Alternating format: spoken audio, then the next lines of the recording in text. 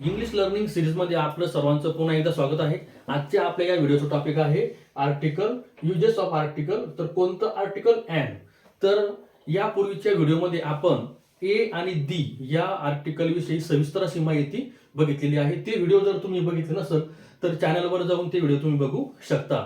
आणि हा व्हिडिओ जे कोणी विद्यार्थी हा व्हिडिओ पाहत असतील त्यांना विनंती आहे की त्यांनी शेवटपर्यंत व्हिडिओ बघा, कारण की या व्हिडिओमध्ये आपण अँड या आर्टिकल विषयी सविस्तर माहिती पाहणार आहोत.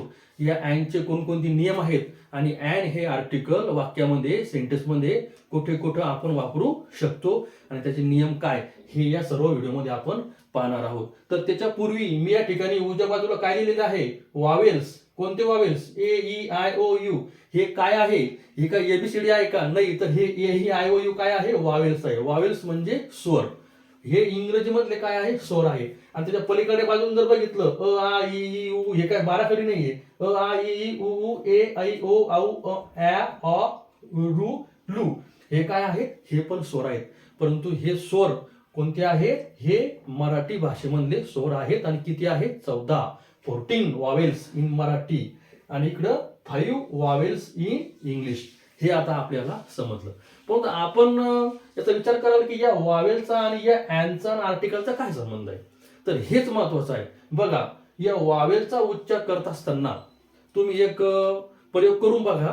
या वावेलचा उच्चार करा, प्रोनाऊन्स करा आणि मग बघा आपण बोलतो जेव्हा आपले बोलताना जे स्वर जे निघतात ते या कंठातून निघतात, या साऊंड बॉक्स मधून निघतात आणि मध्ये काय येते? जीभ येते. जीभ काय करते? वेगवेगळा उच्चार करायचं काम करते. परंतु जेव्हा हे वावेल्स या साऊंड बॉक्स मधून निघतात, या कंठामधून निघतात, ते जसे निघले तसे डायरेक्ट बाहेर पडतात. यामध्ये जीभ कुठेही टच होत नाही, टाळूला नाही, दाताला नाही, ओठाला होड लागत नाही आणि बाजूला कुठेच जीभ टच होत नाही. तुम्ही याचा प्रयोग करून पहा. म्हणजे हे डायरेक्ट आपल्या कंठातून निघतात, आहे की नाही? म्हणून त्यांना स्वर म्हणतात, आहे की नाही? इंग्लिश मधले 5 आणि मराठी मधले 14.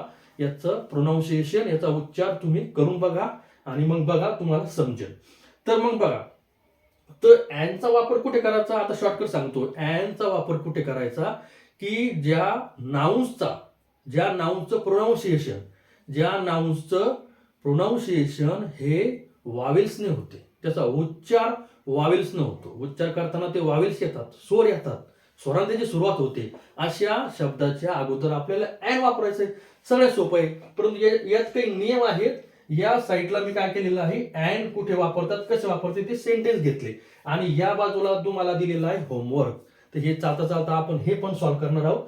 म्हणून सांगतो की हा व्हिडिओ शेवटपर्यंत बघा. या होमवर्क मध्ये आपले सर्व आर्टिकल कव्हर होणार आहेत. तर चला मग आता या ठिकाणी आपण सुरुवात करू. बघा, फर्स्ट सेंटेन्स, वी सॉ अँड ऍक्सिडेंट ऑफ कार. आता बघा, या नाउन्सच्या अगोदर याची सुरुवात ए पासून झालेली आहे. सुरुवात जरी ए ने झाली तरी चेक करून पाहायचं, त्याचं प्रोनाऊन्सिएशन करून पाहायचं की ए, आय, ओ, यू मध्ये ते बसतं का, स्वरामध्ये बसतं. ऍक्सिडंट पहा, ऍ म्हणताना जीभ कुठेच लागली नाही. ऍक्सिडंट, आहे की नाही? म्हणून या ठिकाणी याच्या अगोदर काय वापरलं आपण? अँड वापरलं. मला असं वाटतं आता आपल्याला कळालं असेल. नेक्स्ट पहा, आय हॅड अॅन ऍपल. ऍपलचं प्रोनाऊन्सिएशन करा, ऍपल. ऍ. तर ऍ म्हणताना आपल्याला ऍ काय आहे? स्वर आहे की नाही? अ पासून सुरुवात झाली, ए पासून सुरुवात झाली, म्हणून काय आहे? And. I had an apple for breakfast. मला नाश्त्यासाठी माझ्याकडे ऍपल होते, आहे की नाही? हॅड आहे, हॅवचं पास्ट फॉर्म येतो, आहे की नाही? She has an umbrella. तिच्या जवळ छत्री आहे. अम्ब्रेला, अम्ब्रेला बघा, A, E, I, O, U. Umbrella. जरी या ठिकाणी यू आहे, यू तर काय आहे? यू आहे वावेल आणि याचं प्रोनाऊन्सिएशन करताना येतो, आहे की नाही? अम्ब्रेला. आल्यामुळं ते डायरेक्ट कंठातून निघालं, आहे की नाही? त्याच्यामुळं काय आहे? अम्ब्रेला. अँड. अम्ब्रेलाच्या अगोदर काय वापरलं आपण? अँड वापरलं. लक्षात आलं? I am eating and orange. बघा, म्हणल्यानंतर जेव्हा आपण म्हणतो तेव्हा डायरेक्ट स्वर कसे निघतात? कंठातून निघतात, जीभ कुठे लागत नाही. I am eating and orange. मी संत्री खात आहे. कोणता काळ आहे? कंटिन्युअस प्रेझेंट कंटिन्युअस टेन्स आहे. right? लक्षात. ऑरेंजच्या अगोदर and. And elephant is such a fat animal. आता बघा, एलिफंट, ए बघा, A E I O U A, आलं का? मराठीत पण त्याचं प्रोनाऊन्सिएशन करून पाहायचं आणि त्याची सुरुवात यानेच झाली पाहिजे. सुरुवात पण इंग्लिशच्या वावेला झाली पाहिजे आणि त्याचा उच्चार करताना ते मराठीतले पण तिकडे आले पाहिजे. हे दोन्ही जेव्हा चेक झाले, बॅलन्स झाले, तेव्हा त्याच्या अगोदर आपण अँड हे आर्टिकल वापरायचं. And elephant is such a fat animal. एलिफंटच्या अगोदर काय आलं? अँड वापरलं आहे की नाही. हत्ती हा खूप लठ्ठ प्राणी आहे. He ask and easy question. आता या ठिकाणी बघा, he ask and easy question, त्याने खूप सोपे प्रश्न विचारले आहे की नाही. हा झाला याचा मराठीत अर्थ. आता बघा, इजीच्या अगोदर काय लागलं? अँड, कारण की ई बघा तिकडे आहे की नाही, ई आय ओ ई, आणि हे ई बघा इथे आहे की नाही. म्हणजे हे काय आहे? वावेल्सने याची सुरुवात झालेली आहे म्हणून अँड.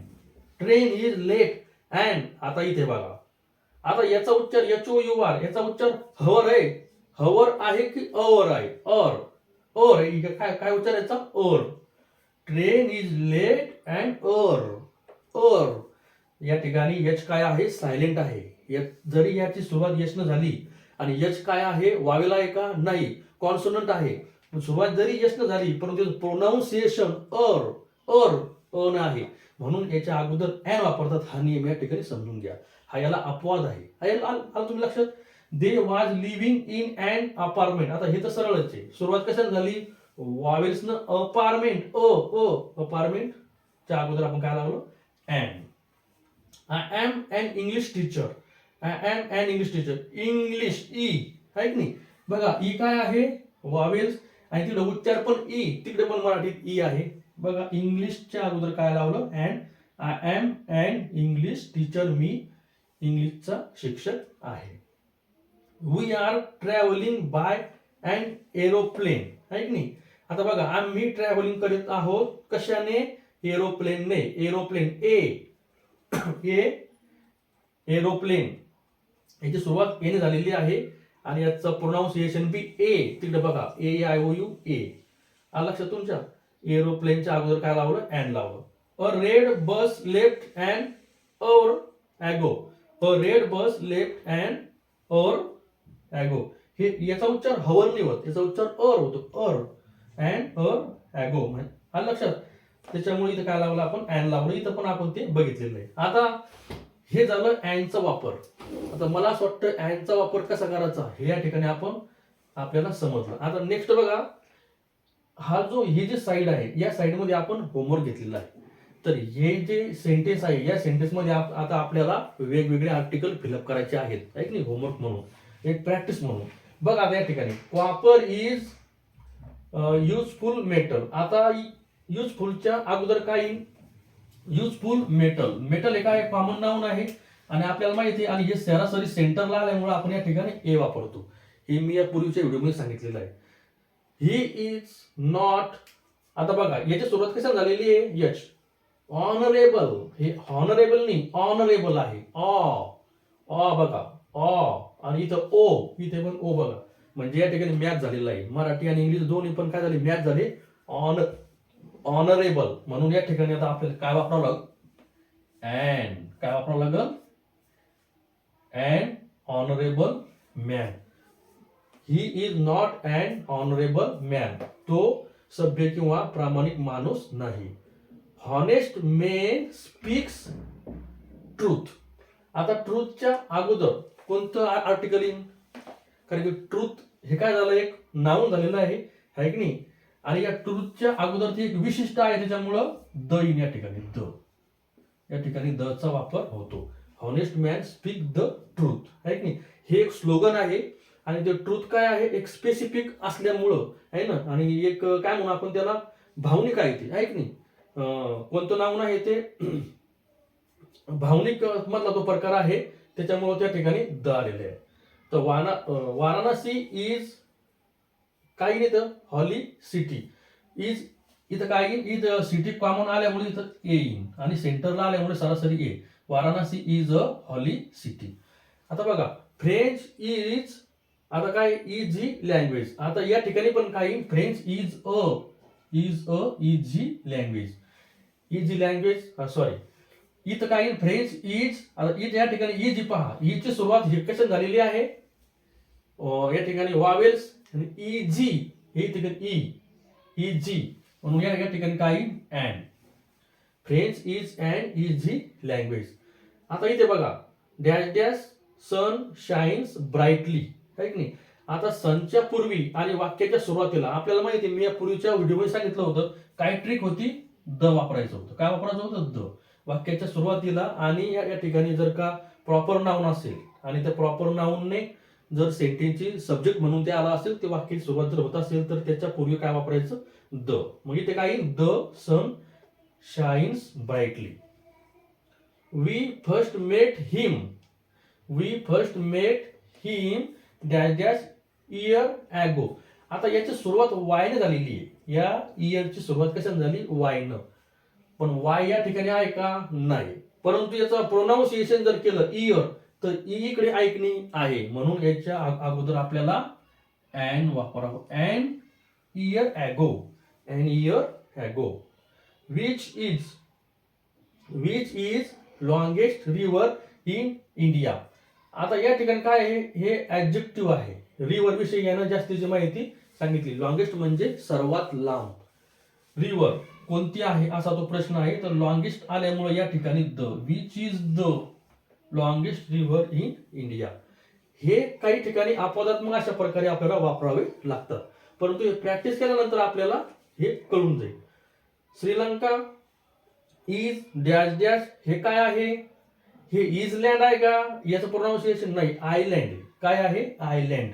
बघा आय म्हणल्यानंतर आ आणि आई इथं पण आहे आय, आयलँड. म्हणून या ठिकाणी हा जो यस आहे हा सायलेंट आहे. प्रोनाऊन्सिएशन मध्ये हा यस काय आहे, सायलेंट. आयलँड आहे की नाही, म्हणून या ठिकाणी काय येणार आहे, and. Sri Lanka is and island.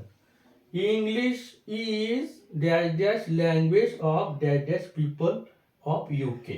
आता बघा या ठिकाणी आपल्याला दोन प्रोनाउन्स फिलअप करायचे आहेत, आहे की नाही. इंग्लिश इज, आता ही लँग्वेज कॉमन नाऊन आल्यामुळे आणि थोडं वर्बच्या नंतर आल्यामुळे, सेंटरला आल्यामुळे ए वापरायचं, ही आपली ट्रिक आहे. त्यानंतर या ठिकाणी पीपलच्या अगोदर द वापरायचं, of the people of UK. कारण की युकेचे, आहे की नाही, युनायटेड किंगडमचे जे पीपल आहेत ते ठराविक आहेत आणि ते स्पेशल आहे, प्रॉपर आहे, म्हणून त्याच्यासाठी द वापरायचं. हा नियम सुद्धा आपण याच्या पूर्वीच्या व्हिडिओमध्ये बघितलेला आहे. आणि लक्षात, हे लँग्वेज कॉमन नाऊन आल्यामुळे या ठिकाणी अ कॉमन सिंग्युलर आणि या ठिकाणी विशेष आहे ते लोक, पीपल ऑफ UK स्पेसिफिक असल्यामुळे द. जर्मनी इज, आता इथे बघा Germany is European country, Germany is European country. आता मला या ठिकाणी सांगा, याची सुरुवात ई ने झालेली आहे. एक आपली कंडिशन फिलफुल झाली, ई ने सुरुवात झाली, परंतु आपला रूल काय आहे, आपला वावेलचा रूल काय आहे की जे उच्चार करताना ते आले पाहिजे, आहे की नाही. उच्चार करताना तसा त्याचा उच्चार आला पाहिजे. आता या ठिकाणी युनिव्हर्सिटी, यू यू यू यूचा उच्चार आपल्या याच्यात येत नाही. यूचा उच्चार आपल्या मराठी वावेल्स मध्ये येत नाही, म्हणून या ठिकाणी युरोपियन, या ठिकाणी ई सायलेंट आहे आणि या यू पासून जरी सुरुवात झाली तरी सुद्धा त्या ठिकाणी आपल्याला द वापरावं लागतं. Is the European country. हा या ठिकाणी अपवाद आहे. याचा जे आहे हा जो दचा नियम, याचा जो नियम आहे हा प्रोनाऊन्सिएशनवर आहे की नाही. याचं प्रोनाऊन्सिएशन, याची सुरुवात वावेल्सने होत नाही, यू ने होते. य लवकर यू, आणि यू हे वावेल आहे का मराठीत, नाही का, नाही. त्याच्यामुळे या ठिकाणी द. आता या ठिकाणी पहा, university of Oxford is in England, university of Oxford is in England, आहे की नाही. म्हणजे ऑक्सफर्ड युनिव्हर्सिटी ही कुठे आहे, इंग्लंड मध्ये आहे, बरोबर आहे. परंतु या युनिव्हर्सिटीच्या अगोदर आपल्याला काय लावावं लागेल पहा. या ठिकाणी पण बघा यू या लवकर युनिव्हर्सिटी, जरी हे यू न जरी याची सुरुवात इंग्लिश वावेल्स न झाली असेल, परंतु याचा मराठी उच्चार मराठी स्वरमध्ये तो येत नाही, म्हणून या ठिकाणी सुद्धा द वापरावं लागेल आपल्याला. काय वापरावं लागेल, द. तर मला असं वाटतं आता ह्या जे सेंटेन्सना आपण प्रॅक्टिस केली, या सेंटेन्स मध्ये तुम्हाला सर्व गोष्टी समजल्या असतील. आता या ठिकाणी ए पण आलं, अँड पण आलं, द पण आलं, आणि बघा सर्व गोष्टी या ठिकाणी आलेल्या आहेत. जे प्रॉपर आहेत, प्रॉपर नाऊनच्या अगोदर जे विशेष आहे त्याच्या अगोदर द कसं वापरायचं याविषयीचे सविस्तर 2 व्हिडिओ मी या व्हिडिओच्या पूर्वी आपल्या चॅनलला आहेत. तर मला अशी अपेक्षा आहे की या ठिकाणी आपल्याला उपपद मधला हा जो आर्टिकल मधला हा जो शेवटचा प्रकार आहे अँड कुठे वापरायचं, अँडचे नियम ठराविक आहे. अँडचा एकच नियम आहे, तो म्हणजे काय, वावेल. वावेल म्हणजे स्वर बघायचे, मराठीतला पण आणि इंग्लिश मधले पण. सुरुवात इंग्लिशनं व्हायला पाहिजे आणि इंग्लिशनं सुरुवात नाही झाली नाही तरी पण त्याचा उच्चार हा वावेल्सनं झाला पाहिजे. म्हणजे त्याचं हे करताना प्रोनाऊन्सिएशन करताना त्या ठिकाणी वावेल्स आले पाहिजे. आणि वावेल्स म्हणजे काय, स्वर. हे मी तुम्हाला चांगल्या प्रकारे समजून सांगितलं की ज्याचा उच्चार डायरेक्ट कंठातून होतो, जीभ जी आहे मध्ये तिचा कुठेही त्या ठिकाणी रोल येत नाही, आहे की नाही.